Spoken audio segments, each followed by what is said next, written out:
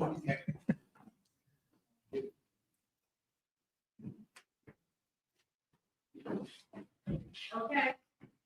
Hello, everybody. This is Gerald Salenti, and what a day, what a day. Here we are, ladies and gentlemen, and children of all ages. What a time we're at. I've been in this business for 45 years, trend forecasting. Never, ever in my life have I seen such a wild time. And World War III already began. We said when the Ukraine war began on February 24th, 2022. We went from COVID war to Ukraine war to World War. World War III is here, and now it's ramping up in front of everybody's eyes. We got El Presidente of the United States of America ramping it up with Israel and the Iran war. And this is very serious, very serious. And now, as you write in the Trends Journal, and your new edition's coming out soon, all the Europeans are ramping up their defense spending to fight those Russians. So we're in a serious time. And we have with us today, we're very, very honored. Nowhere, any place like this, what you're seeing right now, the people that are here. Because these are real men. Not these little ballless little guys like a Lindsey Graham. Not like a little clown boy like that the guy that's the Speaker of the House, what's his name? Johnson. Mike Johnson, a little boy of nothing. All these gutless little slime balls that love war and couldn't fight their way out of a paper bag. And speaking of fighting their way out of a paper bag, how about Trump? Can't make a paper bag big enough for that blimp to fight out of. But boy, he wants war. And look what he's talking about now. Yep. Iran, yep. No ceasefire. So anyway, we have with us today Mr. Joe Luria from Consortium News, another man of men, a real man for peace. Doesn't just talk about it, does everything he can. Former congressman, ran for president, Dennis Kucinich. Good to be with you. Thank you. And a guy that's a fighter of a fighter, Scott Ritter. He's been on the other side. He knows what slimy he is in the military, and that's why I became a different person. Oh, this is the guy that said there were no weapons of mass destruction in Iraq when he was the UN inspector. Oh, and another draft dodger, Joe Biden, ridiculed him for saying that. And of course, we have with us Mr. Garland Nixon. You tell me all about Garland. Garland Nixon is another man who's been on the other side. Former law enforcement, state of Maryland, and a longtime journalist, contributor, used to work for Fox News. And then I think he saw the light and went into the world of alternative media. And that's what we are today. We are, the good guys are on the side of alternative media. We're not prisoners of mainstream media. We're not beholden to any, corporate funding. We go out on our own and we fight the good fight by telling the truth.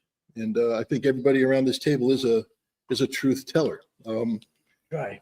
Yeah. We live in a time when your truth is not the currency of the day. In fact, to tell the truth can get you in a lot of trouble. You can have 40 FBI agents visit your home. Yep. You can have your passport seized, and you can have your websites taken down.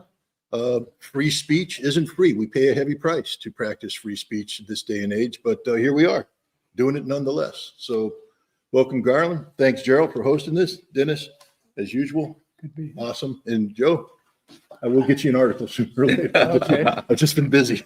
I got you. Yeah. Israel and Iran trade strikes on fifth day of conflict. That's how they write it in CNN. The president just met with his national security team as he weighs whether the U.S. should get involved in the conflict. What am I, 6 years old? What the hell are you talking about conflict? How about war? What's this conflict crap? Oh, you talked about the mainstream media? They're prostitutes. They're media whores that get paid to put out by their corporate pimps and government whoremasters. This is not a conflict. This is all-out war. Unprovoked aggression too. Unprovoked Israel. aggression.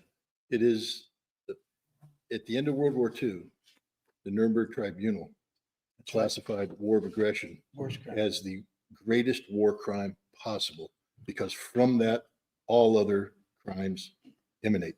What Israel did with the assistance and collusion of the United States of America, our own president, was to initiate a war of aggression against Iran. There's no justification. They haven't even tried. No Article 51 justification, no Right. going to the Security Council. They launched a Pearl Harbor type event as the United States was leading the Iranians to believe that there could be a negotiated settlement. The lead Iranian negotiator, Ali Shamkhani, 2 days before the strike, when he was told that Sunday's it, he said, "We're ready to sign a peace treaty that says no nuclear weapons. We're ready to limit enrichment to 3.75%. We're ready to do anything possible to get back on the path of peace." And Donald Trump gave the green light to Israel to attack Iran, and they killed Shamkhani. They killed his family. They attempted to decap. Ladies and gentlemen, I've never been more ashamed to be an American in my life. And you're talking to a man who lived through the whole Iraq debacle. This is Another war of aggression. another war of aggression, unprovoked, illegal war of aggression. But at least we pretended to go through the United Nations. Here, he's not even going to Congress. The president hasn't gone to Congress, and he's talking about getting us involved in a conflict that could go nuclear at any moment. I don't know. Dennis, you've been doing this your entire life. I first of all, thank you. It's great to be with all of you. I led the effort against the war in Iraq. I organized 125 members to vote against it. And I wrote a paper that I distributed to members of Congress on October 2nd, 2002, which you can actually type in, go to the internet, type in Kucinich Iraq analysis 2002, before we started bombing in March of 2003. And I just, nailed the chapter and verse that Iraq didn't have weapons of mass destruction. There was no proof that Iraq had nothing to do with 9/11 or Al-Qaeda's role in 9/11, that Iraq didn't have the intention or the capability of attacking the United States. It's very interesting to see the symmetry that exists between where we are now and where we were then. And the theme that runs through all the way is that they're lying about the intelligence. In this case, what they did with Iraq, they cooked the intelligence to fit the preconceived policy. Here, they threw aside the intelligence to pursue a preconceived policy. Tulsi Gabbard went before Congress in the spring as the director of national intelligence, who, by the way, is in charge of every intelligence agency in the government. And she testified that the national intelligence estimate, which is the annual estimate that comes out of the executive branch, that basically is a compilation of all of the work of all of the intelligence agencies. They said that Iran was not working on a nuclear weapon. Now, this is Tulsi Gabbard as director of national intelligence. What happened? Last night or early this morning, President Trump was asked by the media when he was flying back to Washington from Canada, what about Tulsi Gabbard, director of national intelligence? And they said, Iran is not working on a nuclear weapon. His response was pretty startling. He said, I don't care what you said. I say that they have a weapon. Or no, I say that they're working on a weapon. And so his statements are incongruous for a president of the United States. I have never heard a president claim that he's going to assassinate the leader of Iran, which he said we can do it anytime, in a social media post, by God, and at the same time demand a unconditional surrender. Now, there isn't a war that we're told about that the U.S. is involved in at this moment, right? Yet he goes ahead and asks for an unconditional surrender for a war that hasn't even been declared or started as the U.S. is concerned. This is absurd. It is the theater of the absurd. And there is a psychopathology behind this, which really ought to be talked about, frankly. And I'm thinking that, you know, we could really be looking at the end of the United States Yeah. with what they're doing, how they're screwing around World War III. There's no thought given to this. I know where he gets his intelligence, and it isn't from his director of national intelligence. It's from Jerusalem and Bibi Netanyahu, who, by the way, finally, he appeared before my congressional committee in September of 2002. And I got a chance to question him. That's on the internet too. You look up Kucinich questions Netanyahu. And he said, you know, that he came there to testify in favor of the United States attacking That's right. Iraq. And I asked him a question. I said, who else would you attack? And of course, he said Iran, among other countries. Iran. I asked him afterwards, outside, after the committee meeting, you know, Mr. Netanyahu, if you believe in this, why don't you do it? And he said, no, we want you to do it. You know, the idea that what he's done is to mousetrap Trump into a situation where it's quite possible that by the end of this podcast, we could see planes already over there dropping bombs. I did, but it's illegal, it's immoral, and it is damaging to the United States national security interests.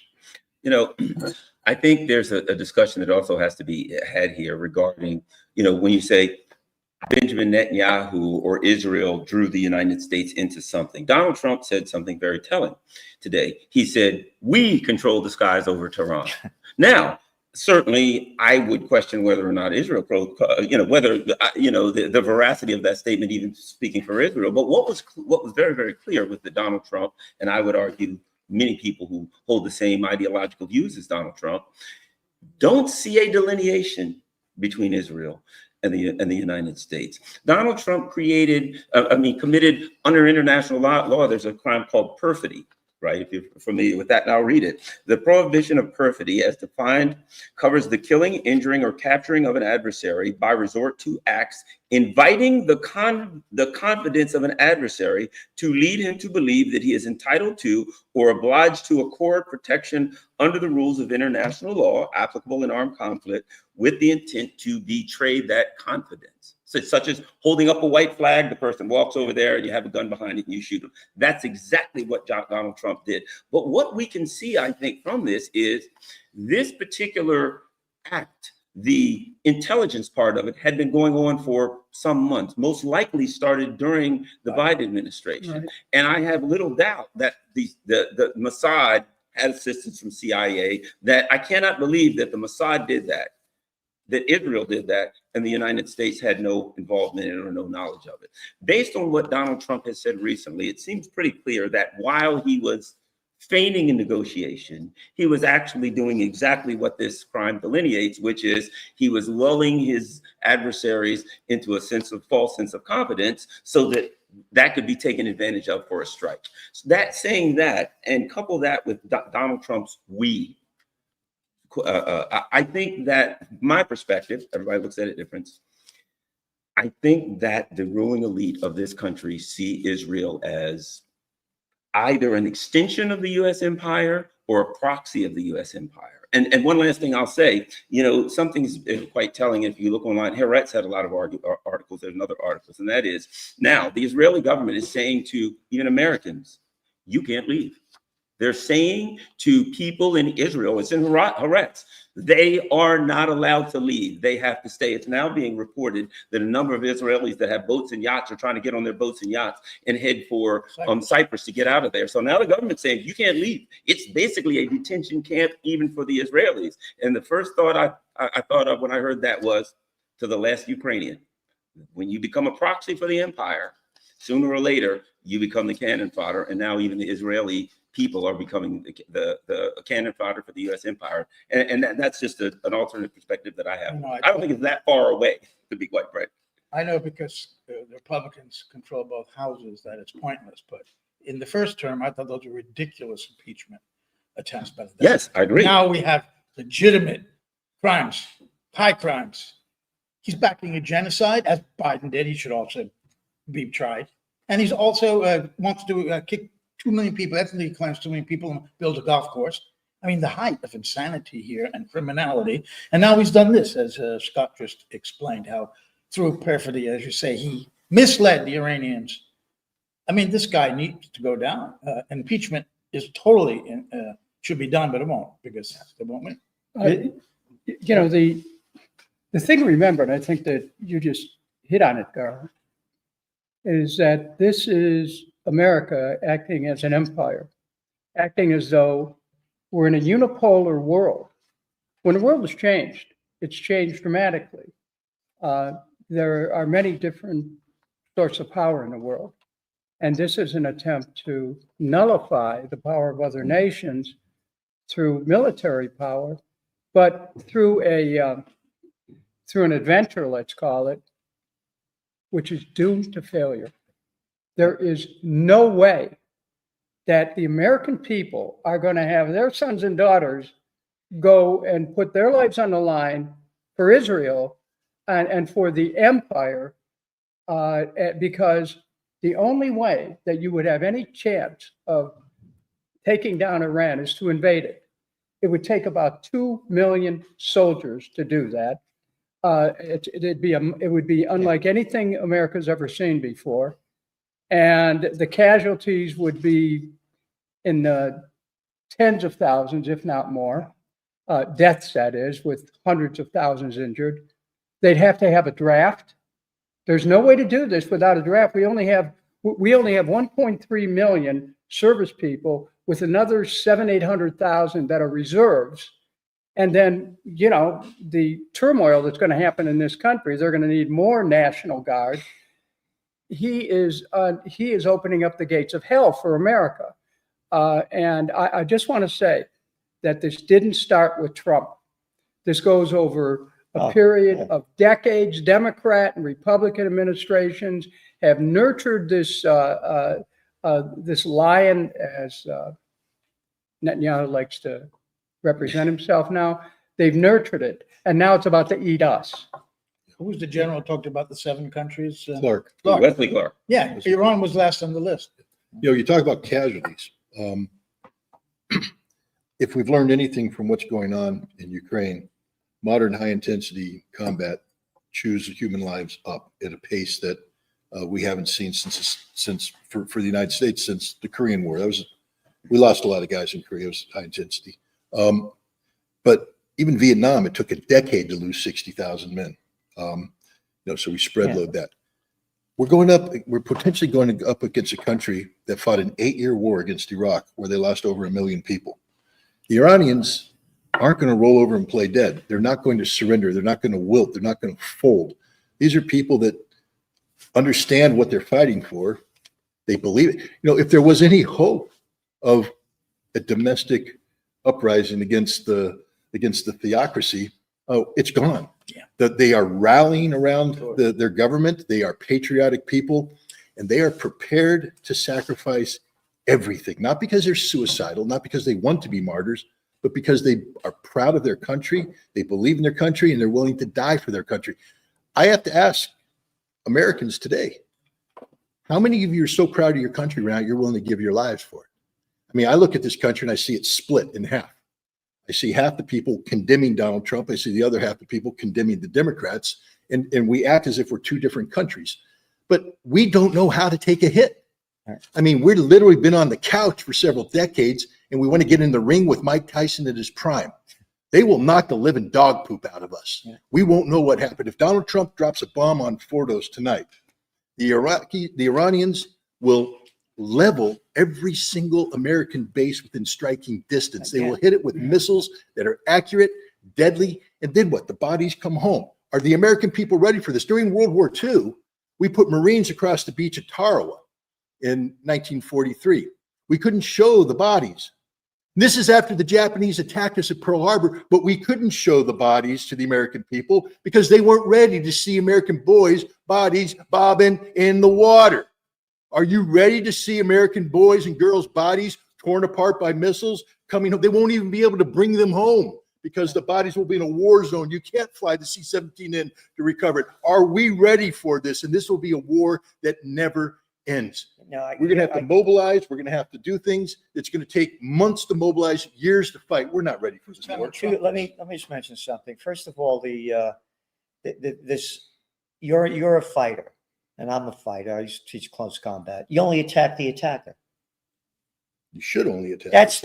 No, I mean, we taught you only attack the attacker. Yeah, self-defense. That's all it is. They weren't getting attacked. No. Number two, it's going to be a different kind of war. And when I had the book Trends 2000, which was an international bestseller, I was brought to the Virginia Military Institute to talk about new millennium warfare. It's not going to be that kind of warfare anymore. It's going to be the beginning of the end of life on Earth. Look at the Chinese drones now. They have drones that carry 200 drones. This is going to be nuclear war. It's going to be the beginning of the end of life on Earth. There's not going to be soldiers fighting.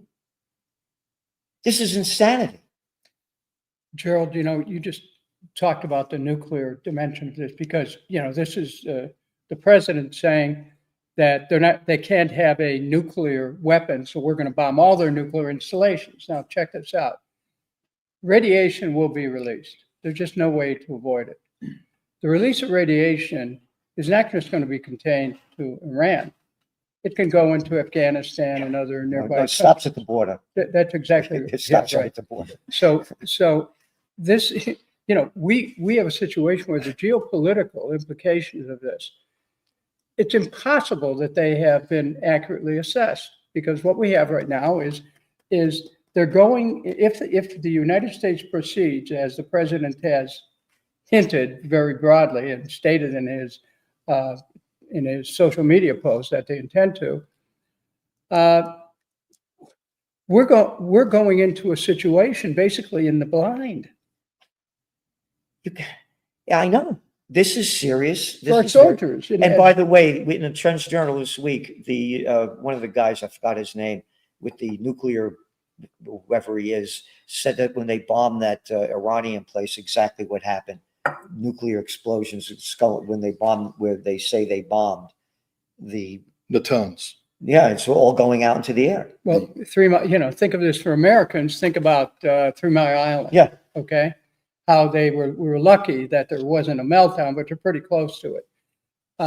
Think of Chernobyl, and we're creating this, and it's impossible to believe that the American people are going to want to send their sons and daughters into this kind of a morass. They will. They will.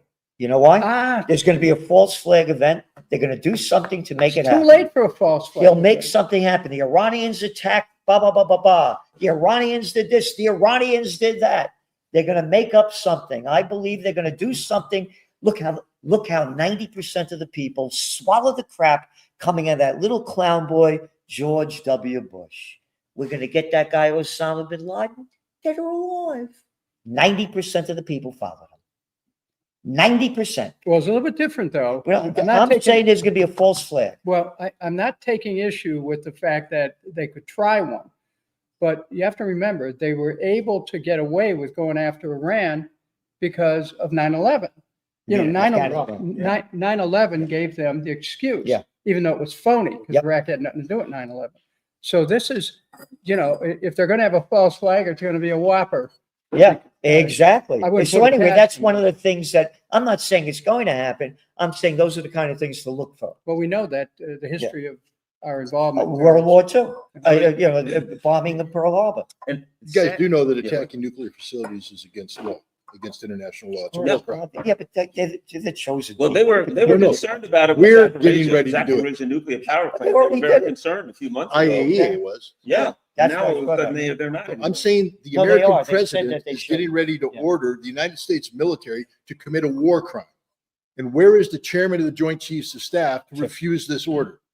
To say, I need the attorney general, I need my lawyers to say, what gives us the authority to violate international law? We are not supposed to be striking nuclear facilities. We are not at war with Iran. Congress hasn't authorized us to do anything, and we're getting ready to commit a war crime. I mean, I know, Gerald, all we do is commit war crimes. But again, nobody's even talking about this. What's that term used? Perfidy? Perfect. Well, that's what was it was England, the empire of England was called Perfidious Albion. Yeah. Because of the deceit and the treachery which characterized the empire and everything they said. And there was a point at which no one believed anything they said. And that was one of the reasons, for the revolution in the colonies.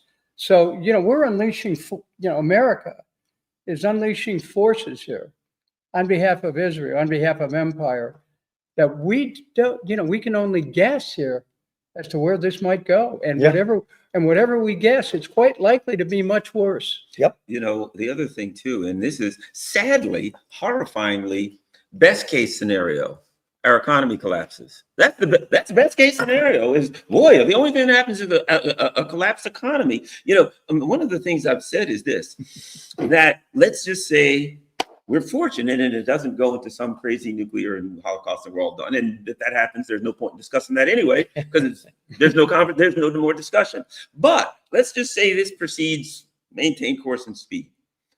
The Gulf of Straits of Hormuz closes down. The quite likely strikes on oil facilities in the region. And now people they wake up, a lot of Americans don't even know, they're not watching TV, they're busy. They're working 3 jobs in their defense. They're working 3 jobs to survive, saying, I'm just barely making it, not quite making it. And they wake up one day and there's something about a war. And I know people like this.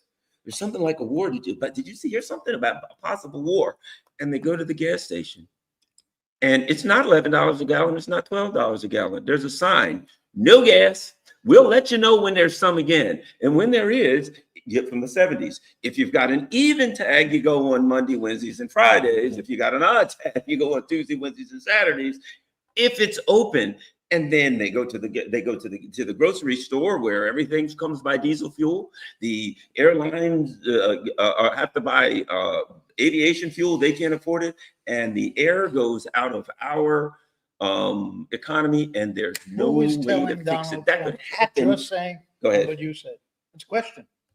Yeah, It's not Higson, the other Fox guy. And it's not Bessent, the Secretary of Treasury. Who's in that administration that could tell him this? Nobody. Tulsi, but she's being ignored. Yeah. Yeah. But And nobody might I does. He add- does what he wants. might I add, and that will be their worst nightmare for this reason. The one thing that the people in power really fear the most, always, is internal uprising. People She should will resign tear. right now. Look what's going on now. People are so upset. I believe a lot of the things that's going on now, whether it's what people are in the streets, and a lot of that is a result of the anxiety that people have from struggling and things like that. It creates all this kind of stuff. But people will tear this country to pieces if their economy collapses and they don't know how they're going to make it. Garland, to put a fine point on it, it's very likely that if we close off the Strait of Hormuz, that the price of oil will go up to $150, $200 a barrel. When people go to the pump on those off days that they're able to get a fill up, they could be paying $10 a gallon or more. And what that will do to a family budget, the fury that people are going to feel because their lives are being interrupted by this, and this is not about the America that they voted for, that they know whether they voted Democrat or Republican.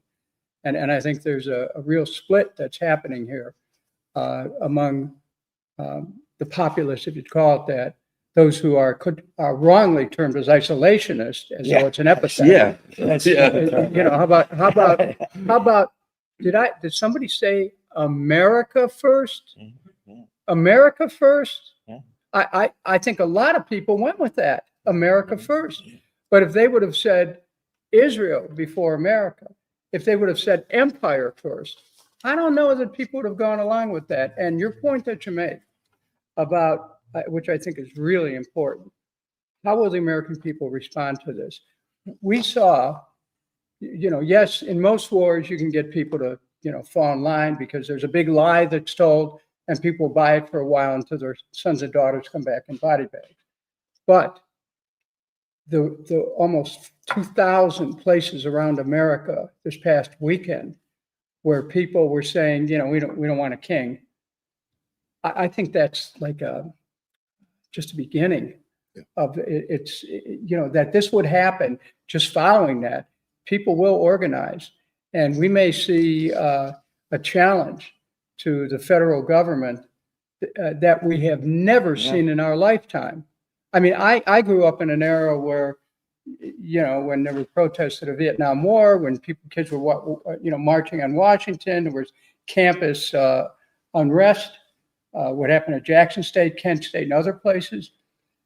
That could be nothing compared to what's about to happen if we unleash the forces of war against a country that, isn't trying to attack the United States, doesn't have the capability of doing that, isn't threatening us in any way, and where the threats have basically been cooked up and repeated every couple of years or more often. The drumbeat, they have weapons, they're going to get us. They have they're building a bomb. Netanyahu rode this into power, and the reason why I think, I wrote a column about this and posted on Substack yesterday. What I said is that, here's a guy who's facing criminal charges right now, and this is instrumental in him trying to stay out of jail. Yeah. That's- One of my lines is, when all else fails, they take you to war. And go back to when when Netanyahu got back into power in December 2022. In 2023, when he tried to pass the Judicial Reform Act, there were 39 weeks of protests. Not my language, but the language of Isaac Herzog, the president of Israel. He said, "We are in a civil war." Yeah, but then he started a genocide, and 90% of Israelis go along with it. That's what I'm trying to say. When all else fails, they take it to war. Because again, we only write the facts, and you mentioned, we subscribe to it. 3 days after the Hamas attack, it came out that the United States and Egypt had both warned Israel that they were going to be attacked. And then several weeks later, one after another, the information came out that they knew the attack was going to happen. They let the attack happen. Yeah. I tell everybody, I didn't know this. I do a podcast with Judge Napolitano every Wednesday. And we're doing one, and he's talked about Pearl Harbor. And he said how the United States cut off the oil going into Japan. So I look it up. I said, and it comes up, this is mainstream. Google in Franklin Roosevelt seizes Japanese assets. In June of 1941, President Franklin Roosevelt seized all Japanese assets. You know why? Those dirty Japs invaded French Indochina. Wait a minute. Number one, I'm an American. And what the hell are the French doing in Vietnam, Cambodia, and Laos? And you're calling it French Indochina? We're stealing their rubber, their tin, rape, pillage, pilot. We could do anything we want. We're the Foreign Legion. We're in Algeria, we're Morocco. The Dutch and the English cut off 3/4 of Japanese trade, international trade, and 88% of their oil. They import 100%. Can't understand why they bombed Pearl Harbor. I haven't figured it out yet. Oil embargo.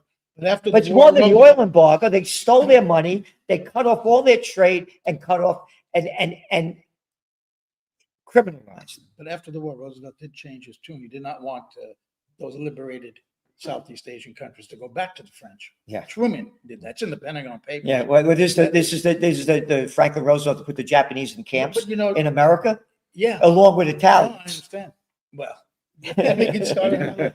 This thing about The Italians, about I mean, Well, we Netanyahu, deserve it. the Yeah. thing about Netanyahu trying to set a jail, I'm absolutely true that that's part of it, but I think it's much bigger than that. This is. Oh, he's always been wanting to We're do talking this. about empire. This is overlapping empires. There is a Yeah. regional empire within the context of an American global empire. And they have, since Ben Gurion's days, in his diaries, as the great Ilan Pappé has told the Western world what the Palestinian viewpoint was, what really happened. In fact, it's written that this was the goal of Zionism, to Yep. take all of historic Palestine. The Likud party's charter says from the sea to the river, the Mediterranean Sea to the Jordan River. The thing was that it's kind of slowed down. This has been a gradual ethnic cleansing and genocide, really 48, obviously. The big one was 750,000 people were driven out of Palestine, never to return. and they will never come back again. And we never heard that story. No. We thought that there was nobody living there. Yep. You see this typical settler colonial story. But by the mid 80s, when I first visited Palestine, things were kind of calm. You get on a bus to Jerusalem and drive to Jericho. It slowed down. Those maniacs, the Maya Kahane wing, were marginalized then. They were not part of the mainstream. They are in the cabinet now. Yep. They have accelerated in an outburst of the final thrust of the Ben Gurion, the dream of all of historic Palestine. And the United States is facilitating that. You had to think that maybe there would be a point where they wouldn't say, okay, you've gone too far. And Biden didn't say that. They allowed this genocide to go. And Trump, even worse, wanting to put a Mediterranean resort where people will be buried under rock. I mean, it's abominable. And I can't believe we're actually having this conversation. The things that we're saying. His son-in-law, It's Jared like a Kushner, the year before, he said this is very valuable waterfront property. And he said, Jared Kushner, he said that the Palestinians should be moved into the Negev Desert. That's a year before, March. That's right. He did say that. You know, you were talking about Netanyahu when you were in Congress. He was the guy that sold us the Iraq War, right? He was the guy that went around. Right, and around.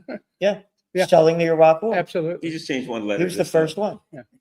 This was an easy one. All of the things that they had written out, they just had to white out one little letter and just change it from a Q to an N. And He was same correct. thing. He said it will transform the Middle East and forget rid of Saddam. And it did. Yep. He Yeah. made it a living Yeah. hell. Yeah. We got ISIS. And killed 1 million people, Yeah, by the way. it transformed those people. I mean, you see, the thing that concerns me and has concerned me during my 16 years in Congress, where, by the way, I gave, I think, of close to 150 speeches warning about going to war against Iraq, and another almost 350 speeches against the war in Iraq. The other one was going to war against Iran. Sorry. What concerns me is that we become so used to killing people. Yeah. All people want to do is live. I mean, you know, my wife was engaging in some, working in this little green area we have, and she commented as she was working with this one plant. She says, "Isn't that something? Everything wants to live." Yeah. And just think about how poignant that is when we think about how the people in Lebanon wanted to live, the people in Syria wanted to live, the people in Palestine and Gaza and West Bank want to live, the people in Iran want to live, people in Ukraine want to live, Russia. This force that drives us, this inconscient force towards death, towards worshiping of death, is something that we have to challenge as a cultural construct, as a consciousness that has somehow, like a virus, inhabited our body politic and got us to believe that war is okay, that it represents an extension of us. But war is only okay if they die. See, your wife shows far more compassion to that plant than we do to Iranians, Iraqis, Palestinians, Libyans, anybody who isn't white like us. And I hate to say that, Garland, but we are a white supremacist nation. I mean, you know that as well as I do. This nation sucks when it comes, because we devalue human life. We treat it, and if you're not an American, your life isn't as valuable. We're willing to sacrifice your lives. We've seen that in Ukraine, where we've literally thrown them away by the millions. It's not we, it's the politicians. No, it's we, Gerald. No, I it's have to not. take exception. Every mother, right. you know what, All right. out there right now, who's not in the street demonstrating, is giving de They don't facto know. support. They don't know, but that's They because they don't don't know. want to know, Gerald. No, it's not. You know, when I was a They kid, have to know, Gerald. when I was a kid, just from not gonna my excuse from it. my aspect, when I was a kid and I started repeating what I heard on the media, my father said to me, may he rest in peace, Papagalo, parrot. He says, stop repeating what everybody else is saying. Think for yourself. And then when I started learning things, I realized I better not say something unless I had facts. And I said, Pop, I said, how come people don't care what's going on? How come? He says, son, take it easy. He said, people have little minds. I'm just telling you what he said. Now, and I'm going to bring the facts. You know, we're talking about this, but what happened to Taylor Swift last night? I mean, that's what the people know. They know about the big Yankees batting average. You got it. So their brains fucking work. And what I'm saying is, it's not that they support it, it's they don't know about it, and all they do is listen to the mainstream media. So when they get told what they're being told, they believe it. If I see a cat get hit by a car, my heart will go out to that cat. An American turns on the TV and says a dead child in Gaza. They don't show the dead give. child. They do too. It's They're all hardly, over the place, yeah. Gerald. Hold on a minute, hold on. Because, I mean, Oh, go on. I represented the people we're talking about. My career goes back 57 years, believe it or not. And I don't think, people are riveted to their own lives. They're That's just right. trying to make ends meet. They're trying to raise their kids in most cases. They're get them to school, have a job that pays enough to pay the rent or the mortgage. And, So they're good Germans. No, excuse me. No, what I'm saying is that it's really important to separate the people who, it's our job to help them understand the system. But you can't condemn the people and get them to accept your ability to guide them through the system. They're trying to just live, and they don't want to send their kids into this war. I can promise you that. And they generally want to live and let live. Are they propagandized? Sure. We're all propagandized one way or another by one thing or another. And then we have to, through our adult minds, figure out a way to sort it out. But I want to be very careful about condemning the American people by through the actions of their psychopathic leaders. It is, let's guide the people to a higher understanding of how the system works. And the system is a militarized system. Yeah. The system is dedicated to empire. It's dedicated to colonization. It's dedicated to slavery. It's dedicated to lowering the ability of people to be able to survive. It's dedicated to amassing wealth and putting it into the hands of a few. Let's change that. But let's call upon people like those millions of people who went out across America. Let's call upon them to stand up for the America of their ideals. It isn't the America we know. Oh my gosh, it isn't. But we still have to, look at those ideals of what America could be, even though we know at the same time what it is. The 2024 election was over a year long. 154 Americans voted in that election. Right. I condemn every single one of them because they are politically engaged. Don't tell me that they don't have enough time to this. If they know what a Yankee batting average is, if they know what the cost of a car is, if they know anything that other than this, that means that they have made a decision to downplay it because they don't care about the lives of the Palestinians. They don't care about the lives of the Iranians. These are just numbers to them. But that's some of them, but that's not all of America. Well, 154 million. Let me Again, so let me add something because, and I'll say this because in my extended family, right, I have people in my extended family, both family, extended family who are very, very well off. And then I have relatives who are in Baltimore in very poor neighborhoods who are struggling. And I can tell you this based on my experience of knowing people on that, very extremes. The more people are struggling and harder it is to make it, the less they are engaged 100%. in a broad basis. So as a matter of fact, okay, there were in many states, in a number of states, 25% of Black males voted for Donald Trump. I know I've had people say this to me. Yeah, I don't like that one person I know that came from Jamaica. He called my country a crap hole country. I don't blah, blah, blah. I can't stand, didn't like him. So what do you think? I vote for Donald Trump. But it was, as Malcolm X said about the field slave, when you ask the field slave, do you want to run away? What the field slave say? Any place is better than here. So you had people who were struggling, who were suffering, who looked at what currently was going on and how things were deteriorating. And of course, Donald Trump was lying through his teeth.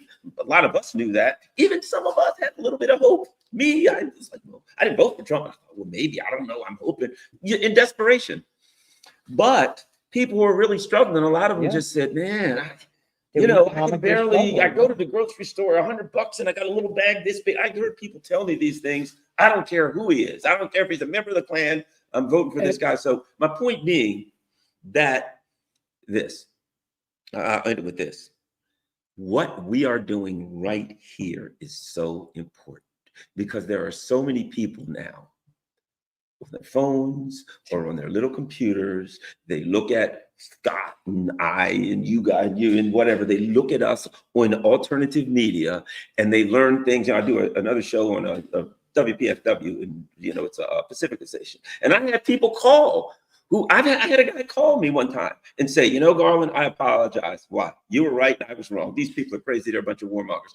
But it is incumbent upon us, for whatever time we have, to continue to do this and to say, there are a lot of people that are victims of propaganda.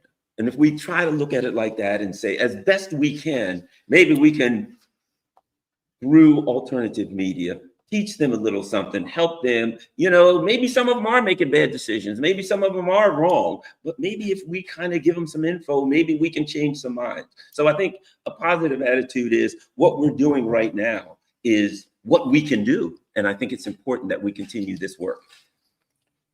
That's why what Scott has organized and you to have this citizens summit tomorrow is so vital. Yes. Because you see in any conflict, there are two separate worlds that collide. Yep.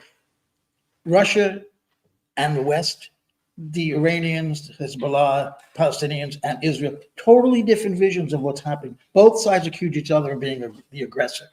And I think the Russian side knows more about what the West is saying than we know about in this country about what Russia is saying. Same with the Israelis. The American people know exactly that Israel is a victim, that Hezbollah, Hamas, Iran, they are attacking Israel. They have to defend themselves. Why we keep hearing that? We never hear their point of view. We never hear the other side. That's kept out of the media. That I worked 25 years in the mainstream media, big newspapers like the Wall Street Journal and other, and I know how it works because I did it. There were things I put in there that were taken out repeatedly. Those things like the Palestinian, when the Palestinians were going for a general assembly, I was a UN correspondent for 25 years. When the Palestinians were going for observer state status, I kept writing in the journal articles that 140 countries recognized Palestine. They kept just cutting that out until the day of the vote when they realized it was 150 countries that voted. So you were wrong. They had to report it that day. But I think the idea of having both sides, these two worlds that are so separate, and they can't back down. The French, the German leaders, the British army, they cannot back down from the stake that they put into the Ukraine war, for example. And they continuously believe that obviously Russia is the aggressor. It was so obvious, but except if you look into what happened, it was a setup. There's no question that they were provoked into that in order to launch an economic ground proxy war and a information war. And the information wars worked only in the US and in Europe, basically. But people don't have the other side of the story. And that's what Scott's going to try to do. And we're going to do tomorrow. Well, we're not trying to do the other side of the story. Tell you the truth, what we're trying to do is humanize the Russians. Tomorrow's not a policy debate. But the Americans are going to learn what Russians think. They're going to learn that the Russians are like us. Yeah. Because what happens now is you go to the movies, and the Russian is a very bad man. He's a crazy man who drinks vodka. That primitive level and the women are beautiful, but they are stupid, and they believe they're dictator and they don't do anything right. And what you're going to learn tomorrow is that the Russians are human beings like us, extraordinarily cultured human beings. And what I hope people get out of tomorrow is that the Russians value human life just like we value human life, and that we should cherish the Russian lives. Yeah. Right, but we don't do this to the Palestinians, the Iranians. This is tomorrow is. But it would be good for her their point of view about what Ukraine is about. That they saw a threat. But they're not. I don't know if we're even. Russia is not a threat to the U.S. or to that's the point we're going to make. Is that Russia's not a threat? NATO was a threat to Russia, and I just hope that can be explained but well, we'll see what happens. The dialogue. You can ask the question, but what I'm trying to do is create a dialogue between Americans and Russians that humanize the people. Teach our government how to interact with people responsibly, like humans, etc. So that when we talk about decisions like sanctions, etc., we maybe want to think, do we want to be sanctioned like that? What would happen if that happened to us? To do what John F. Kennedy demanded of us in 1963 American to University. put ourselves in their shoes Yep. and see this from their perspective. Yeah, why don't we know about them? Because that's not in the newspaper. We never hear the Palestinian Yeah. point of view, the Russian point of view. And that's why it's easy to just say, well, we're killing people we don't even know. But if So that's we going knew to be them- tomorrow if at people 2 knew them, p.m. it'd be harder to kill them. Tomorrow, 2 p.m. Yes. That's going to be Eastern time. If I may just, I'll tell a quick story from law enforcement on Scott's boat. The difference between people, and again, people who don't know things and you think bad of them. When I was in law enforcement, I was told to go work with it. This was in the 80s, and I was fresh out of academy. Said, you're going to work with this guy. And a bunch of the white officers says, oh, it's terrible. That guy's a racist. It's not going to work out. He doesn't like black people, right? And I'm like, well, whatever, I work here. I'm going to go to that duty assignment. And I went there and I worked with him for like a couple of years, and we became very good friends. And then after me, another black officer came with him, and they became the best of friends, bowling together, baseball games together. They were like brothers. His word was, yeah, we're like two peas in a pod. He literally said that. And actually what I realized over the course of time was this: he just never been around any black people. And so he supposedly didn't like the black people. He had an image of what black people were. And he didn't like the image, the archetype he had of what a black person was. And when he got around black people, he realized, oh crap, they're just like everybody else. Some of them are good, some of them are bad, some of them are happy, some of them are sad. My point being, that's all you really, and that's what's happening tomorrow with Scott getting this people. All of the Russians on TV are always members of the organized crime. They're always an organized crime leader. You ever notice that? Every Hollywood movie. But the bottom line is, Well, they might be, Garland. We never know. Exactly. But the bottom line is exactly what Scott's saying. Sometimes if you just get to know somebody, or you just work with somebody and you realize, oh crap, they're just regular people. And I've seen it with my own eyes. That's why I said I believe those kinds of things. You can talk to people, and they won't hear you. But when they see things like that, their own brain says, well, I'm just looking at a regular old person. And I think what you're doing, Scott, and what we'll be doing tomorrow is very important. That's The thing that frustrates me is that what tomorrow is envisioned about building upon a dialogue that was existing for the first time in many years between the United States government and the Russians. Yeah. The Trump administration had entered into this dialogue, and they were talking about normalizing relations. But yesterday, Trump stopped the dialogue. He stopped the Yes, he dialogue. did. So tomorrow becomes even more important, because now we're not just acting in concert with a policy direction. We are swimming against the stream, trying to teach people and show people that this is the right path. We have to teach them so that they can hold the government accountable for what it does in their names. We need to be speaking to the Russian people across every spectrum of what we do in life. And our government has quit on us at a most crucial time.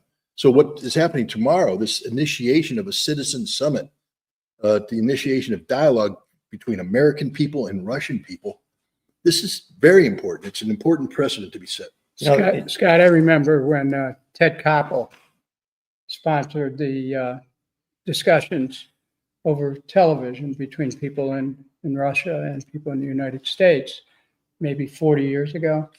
You mean Phil Donahue? Well, maybe Phil did one too, but I'm pretty sure that Koppel did the same. Yeah, I remember. At any rate, there was this moment of recognition. And when people heard from each other and identified each other, they saw the commonalities. And this is one of the big lessons that I think we all have in life about how much people are alike.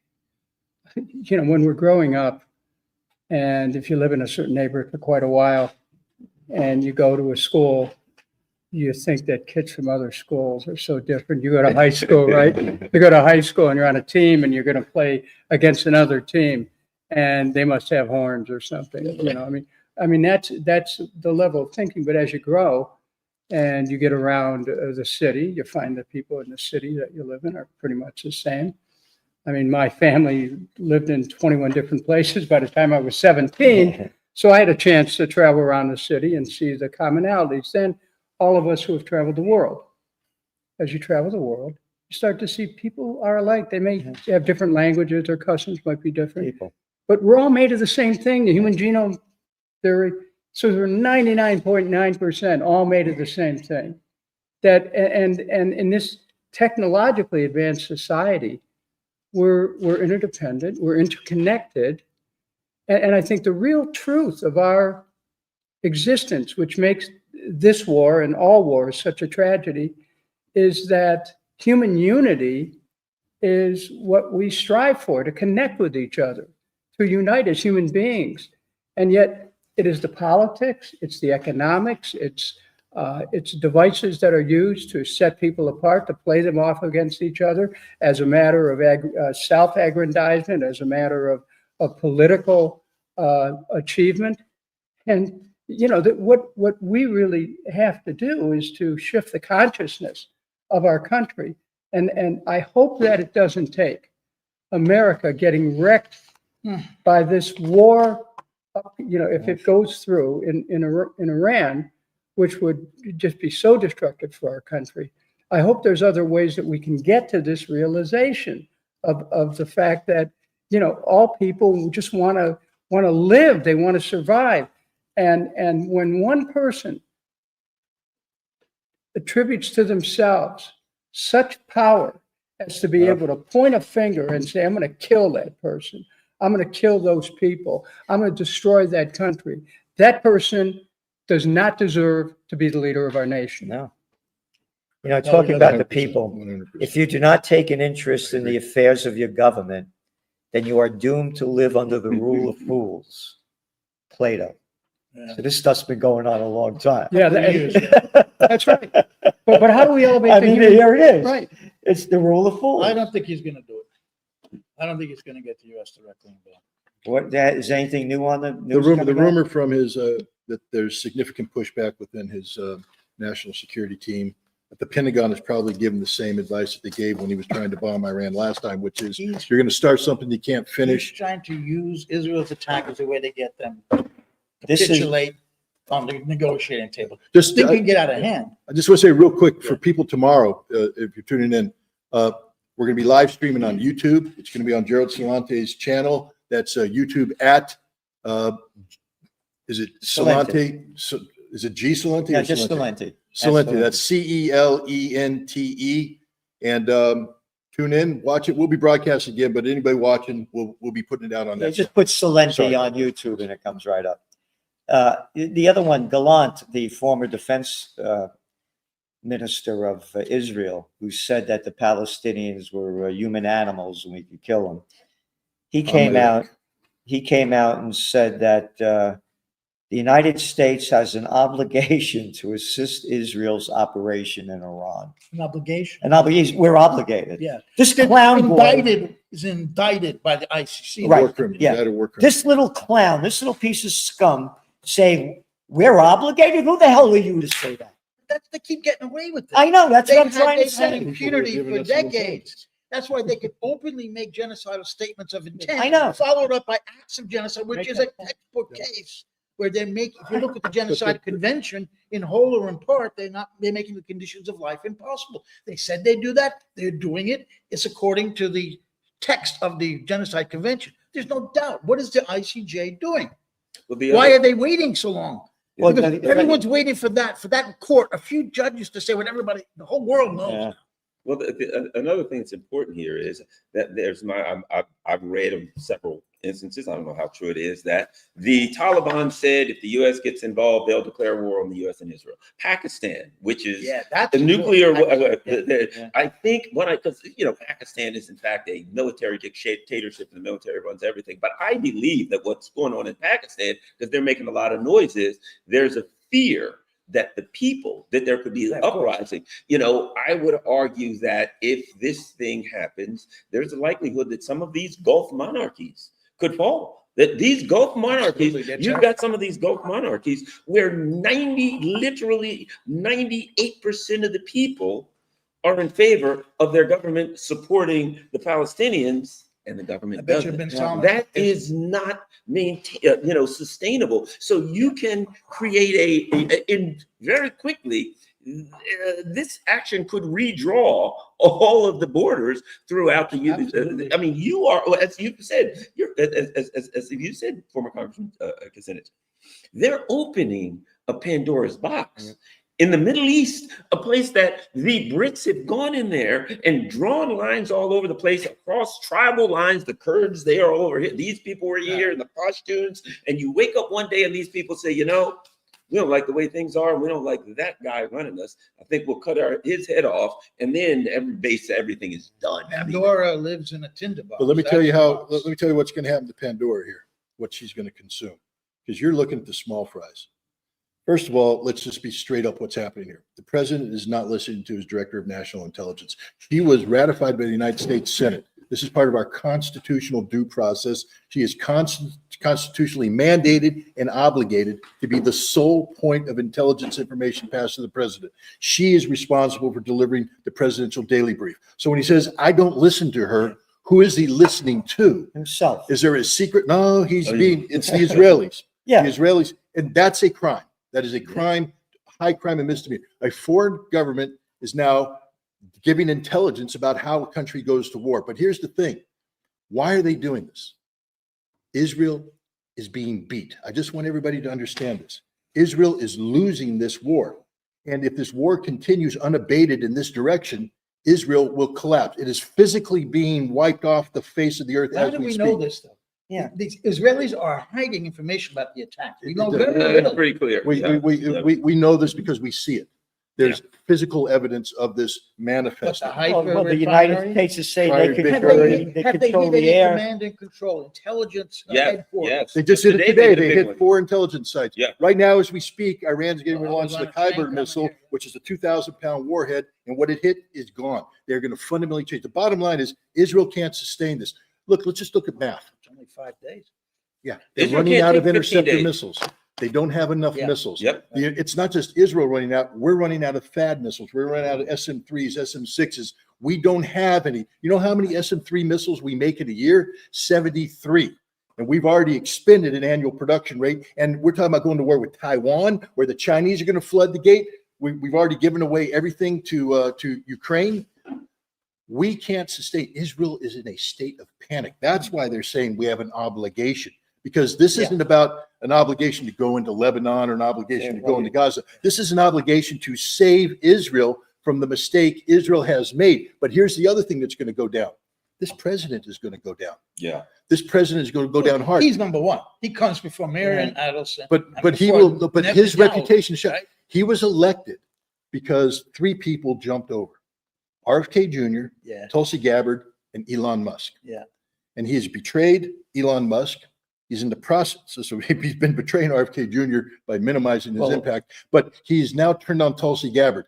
The people who voted for this man, because he said, I am a person of peace, I am going to pursue peace, etc. That is a significant part of the MAGA movement. And he's ready, he's about to betray them.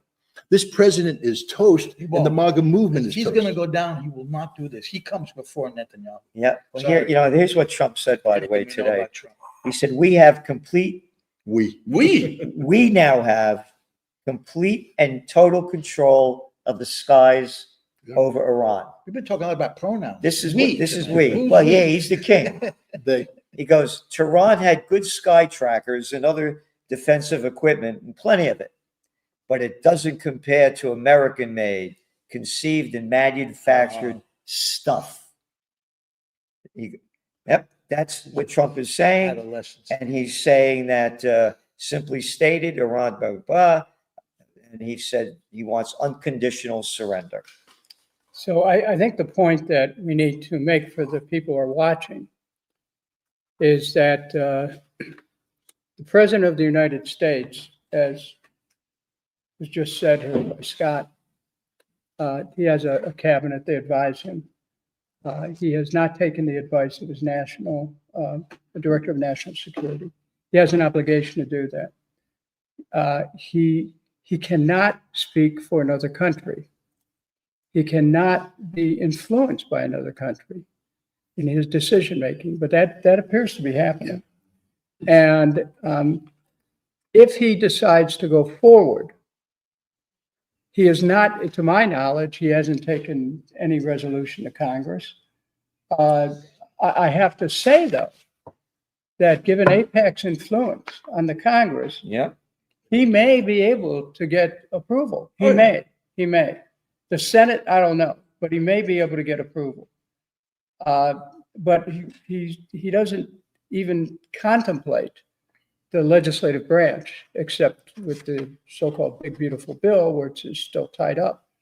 One must keep in mind that the sharp increase in spending that went to the Pentagon in this new bill, it could very well be that that was put in there for this war. Yeah, Yeah. I mean, I would think that's yeah. that's why they plussed it up by 20% or so. So, you know, we have to, the people here need to know that the President of the United States doesn't have the ability by law to take this country into a state of war without going to Congress, that he doesn't have the ability to be able to make decisions based on the needs of other countries before he decides what's right for America. And if he's doing that, I think the American people are going to be in the streets, and they're going to be protesting in ways that he's never seen before. But every president since World War II, they've taken us to war without approval of Congress, right? Okay, but you know, as we've talked about earlier in the show, there was always some pretext. Yeah, but I'm just saying, Yeah, they but the do, people- they're dictators anyway. The other ones Well, took us to you know, wars look, without look, what you're Congress. saying is that you're talking about the empire working its will or its way, consciously or not, through the various people who happen to be in the Oval Office, and that the American people are continually snookered by this process. They give up their tax dollars. Yep. Sometimes they give up their sons and daughters. We all believe in America to a point, but it's like after a while, people fool me once, shame on you, fool me twice, shame on me. I think that the American people are not going to tolerate this a use of aggressive power against Iran, and they're not going to. I've said it a couple times here. They do not want to send their sons and daughters. No, they won't send their sons and daughters, But you can't. But this war is impossible if the idea is to regime change, which is, you know, the fantasy. yeah, what There. regime? Yeah, we're Yeah. gonna put the shot back in I mean, his kid. if the idea is regime change, that's not going to happen. And it's not going to happen. It is a fantasy, and it's a fantasy that could cost the men and women who serve this country tens of thousands of them their lives. If only we had your Department of Peace. Well, you know, the idea was that there ought to be a function where you try to have the government structured to avoid war, to actually use what's called diplomacy. You know, we can look it up and But Scott, you should have told the judge that even these 30,000-pound bunker busters will not be able to get. We already dropped two of them on the Houthi. Well, yeah, but to get into the mountain where the centrifuge. I'm trying to tell you right The New now. York Times reported say that they have to make a hole and then keep dropping them in a wave of them into that hole to keep boring down on it. May not work, the physics of it. Somebody's got to explain that to But Mr. what Trump, I'm- some general. The It can't be general done. should have already said, Can't be Mr. President, done. we already did this. In November, we sent two Yeah. B-2 bombers with this big bomb over Yemen because we're going to blow up one of the Houthi underground sites. Yeah. And we dropped the two bombs on them and they went poof and nothing happened. That thing you're ready, that they were talking about, Ferdos, is 95 meters underground. That bomb you have doesn't even touch it. And this is rock. It's not going through soil Yeah, I and know. concrete. Yeah, Rock. keep You can dropping keep bombs. doing it Yeah. and it's just going to go. It's like hitting caps on the sidewalk. I don't care how many rolls of caps you put there and bang it. You ain't making a dent in the sidewalk. So you should talk to Lindsey Graham, because he said that the headline tonight is, "We're moving into the land of force. If we need to provide bombs to Israel, provide bombs. If we need to fly planes with Israel, do joint operations." Wouldn't the world be better off if the Ayatollahs went away and replaced by something better? Look at the stupid crap spewing out of this moron's Well, mouth. But this And is he's quoted all the time. This is treason. This is the point I want to make. We can criticize George W. Bush all the time, as we do, but he went to Congress and he went to the United Nations.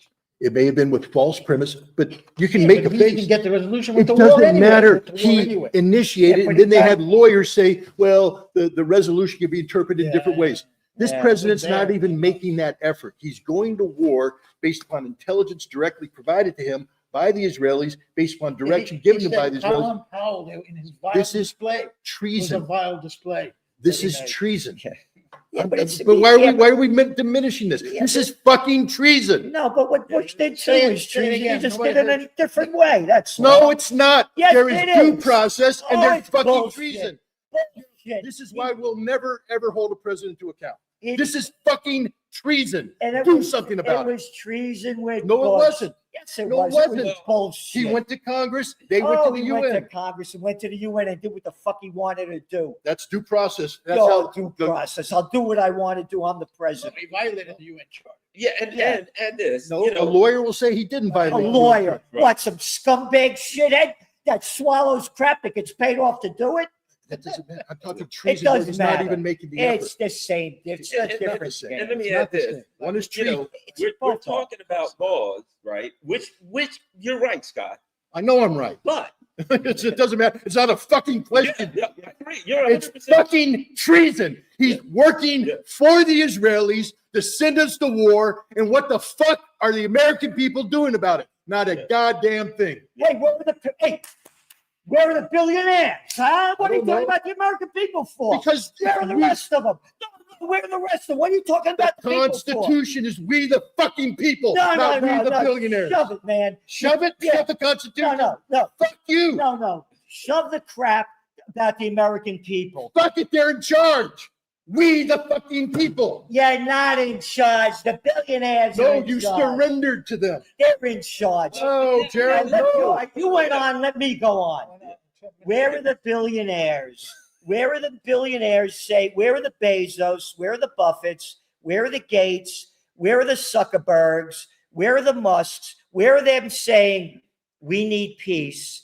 And as a billionaire, I'm going to do everything I can to give peace on earth. 7 votes. You just counted 7 votes. 154 million people. No. voted in the last They election. You can just make the counted 7. change, as Garland was saying, as Dennis was saying, the people that he knew when he was in office, the people are hungry. They don't know this stuff. They can only do so much. They don't have the knowledge and strength to do that. Where are the billionaires? They could change the game like that. They could change the game like that. They could change the game like that. Here's something else that's important too, because that's look, for Scott's right. When you say this person's violating the law, law enforcement, that's all you learn. It's either legal or it's not, right? But here's the thing.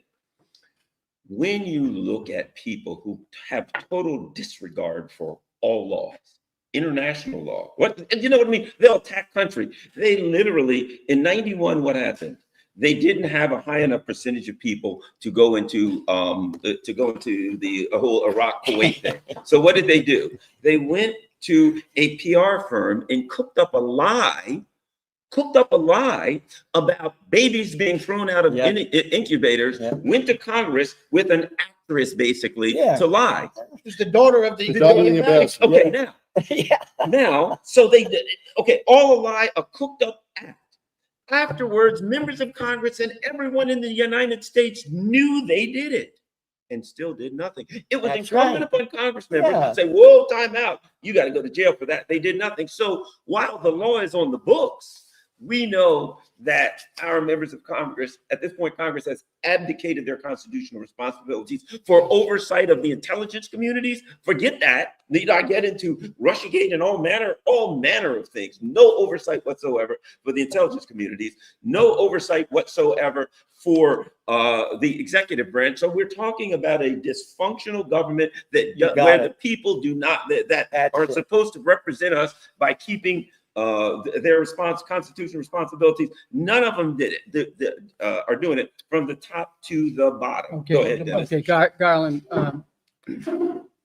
I want to keep bringing this home. Okay.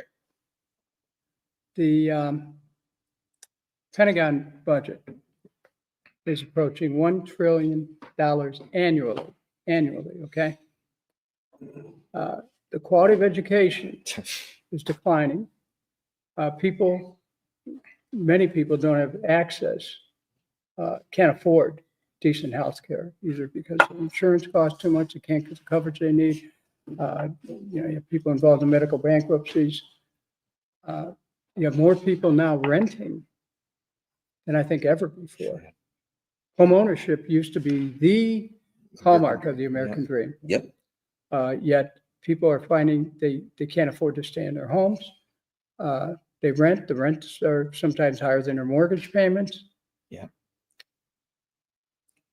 There's a point at which the tension builds up. You talked about tension before. There's a point at which the tension builds up and people start saying, hey, what are you doing for me? How does this relate to my practical aspirations? To have a safe neighborhood, to have affordable transportation, to be able to afford my car and to put gas in it, to send my kids to school, and all the other things that are part and parcel of life. When the government starts to ignore that, and that's exactly what's happening right now. It is ignoring it in favor of this militarization. The time will come. It will come. Could come this summer. The time will come where people say, no, I'm not going along with this. And, we know that we have had a series of presidents who've broken the law. No question about it. I introduced about 47 articles of impeachment against President Bush. One of the Democratic leaders stood up and referred it to committee. Democratic leader. And it included the fact that, we were lied to take us into war. I put articles of impeachment against Cheney. When the people have to know the truth. We're told, the Bible says, the truth shall set you free. Sometimes there's a time lag. Sometimes the time lag is pretty long. But what people experience in their daily lives informs them mightily as to whether government actually works. And that's something you can't fake. And there is faking going on right now, but it's not going to last forever. When you mentioned the time is running out. In the Gulf War, I had the honor and pleasure and to be deployed to a base where Joint Special Operations were operating out of. And one of the units that was there was a Ranger company. Now, I'm a Marine. We don't have too much love lost for the Rangers. We make fun of them all the time. But this is in wartime, and they're marching to PT. They are marching in good order. They are in step. They are locked up. They are looking good. Rangers know how to march. Yeah. All right. I looked at this ridiculous parade that took place, and I looked at the people marching in front of the stand. And the first off, I was like, what scumbags, what bag. But then I talked to someone. I said, these guys know how to march. They said, oh, they know how to march. They ambled in front of a man they just respect so much.